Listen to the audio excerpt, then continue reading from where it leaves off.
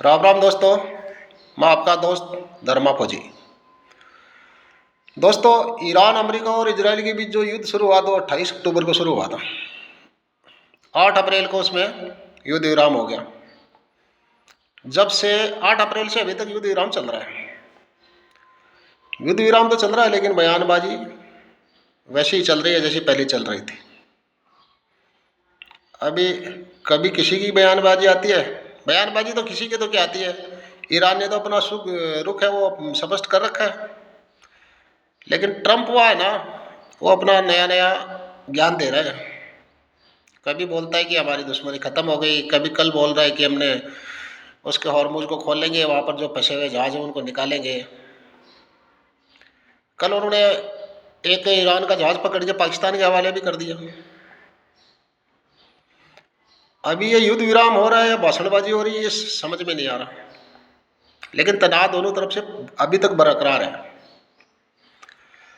इस तनाव का नतीजा क्या निकलेगा, सोचने वाली बात है। या भेड़िया वाला वही कहानी चल रही है, ये समझ से परे बात है। अभी इसमें जो ईरान है वो युद्ध विराम के लिए राजी तो है, लेकिन उन्होंने एक 14 सूत्री कार्यक्रम बना के दिया कि भाई हमारी ये 14 शर्तें हैं, इनको मान लो, हम युद्ध विराम कर लेंगे।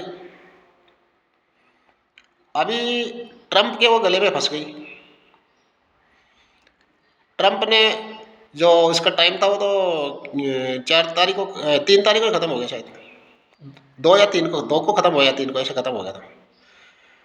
लेकिन उसकी बयानबाजी जारी है।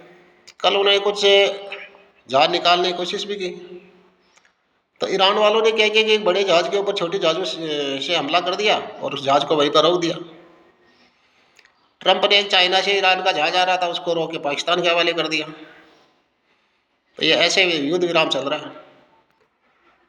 अभी ईरान ने जो शर्तें रखी हैं 14, उसमें से कुछ मैं खास शर्तें वो आपको बताता हूँ। ईरान ने कहा है कि अमेरिका और उनका सहयोगी ईरान पर हमला नहीं करेगा। तो उनका सबसे बड़ा सहयोगी कौन है भाई इसमें? इजराइल। इजराइल इनकी बात मानेगा? मुझे तो नहीं लगता कि मानेगा। युद्ध शुरू भी उसने किया तो ख़त्म भी वही करेगा, मेरा तो मानना ही है। वो तो देख रहा है कि कितने दिन बयानबाजी कर रहे हैं, कितने दिन अपना घुड़सवारी दौड़ाते हैं, घोड़े अपने जो कि सपनों के घोड़े दौड़ाते हैं, और फिर हम अपने आप देख लेंगे। तो इजराइल तो कुछ बोल ही नहीं रहा। ये अपने युद्ध के ऊपर कभी कोई कुछ बोल रहा है, कभी कोई कुछ बोल रहा है। ट्रम्प तो बकवास करता ही रहता डेली डेली। तो इजराइल है, उसने तो कुछ नहीं बोला अभी तक। अभी इजराइल इनकी बात मान जाएगा क्या? मेरे को तो नहीं लगता कि वो मानेगा। ईरान ने अगली शर्त बताई है कि हमारी जो संपत्तियां जब्त की गई हैं उनको वापस किया जाए। अभी क्या क्या संपत्ति जब्त करी है, किस किसने करी है,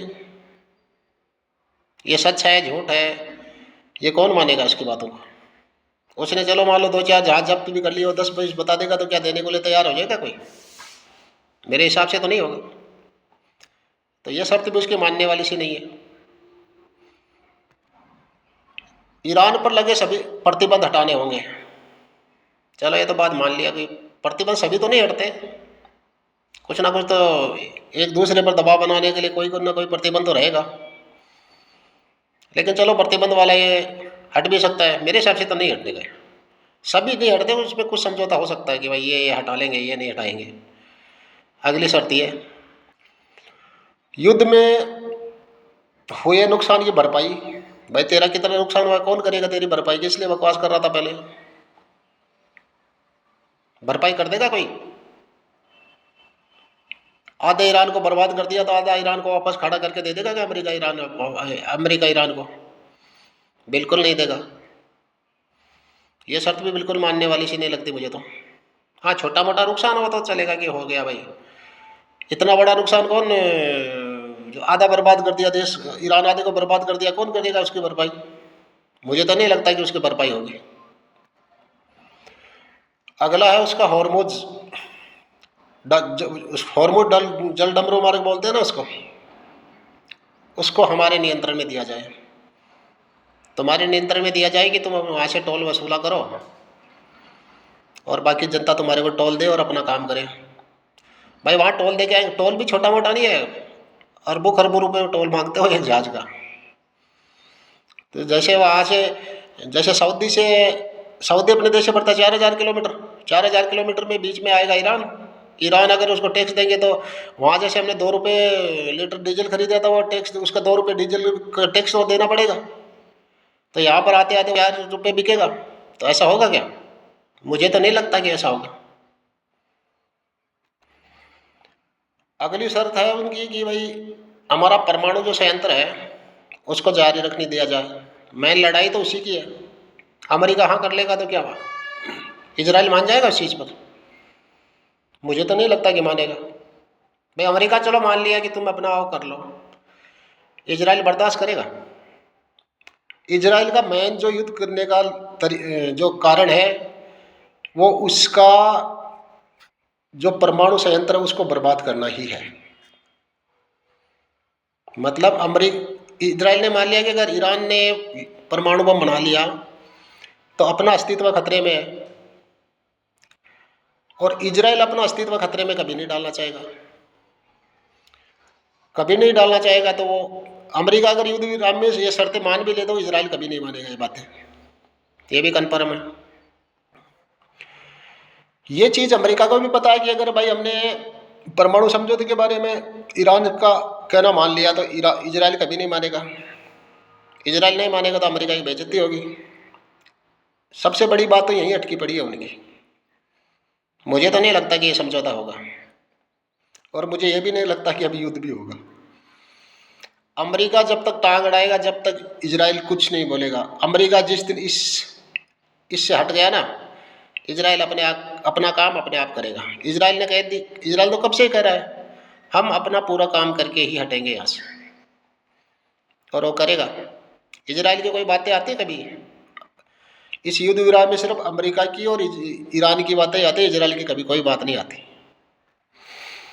अभी रही हॉर्मुज वाली बात, तो दुनिया का 20% तेल गैस हॉर्मुज से आदान प्रदान होता है। अगर इजराइल उसको अपने कब्जे में लेके, हॉर्मुज को अपने कब्जे में लेके वो गतिविधियां चलाना शुरू करेगा तो ऐसा कौन सा देश है जो उसकी बातों को मानेगा?